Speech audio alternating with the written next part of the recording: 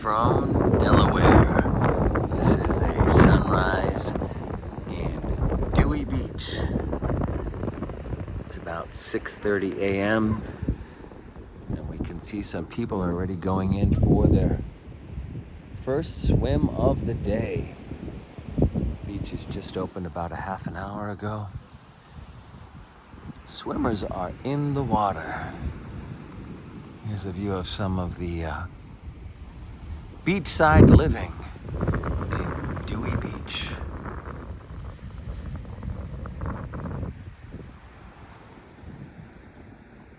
There's some folks doing morning yoga on the beach.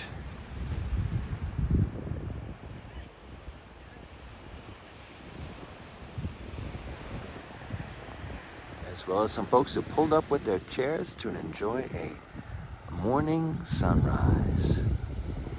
And that is just some of the beauty of summer in Delaware. Till next time, happy summer.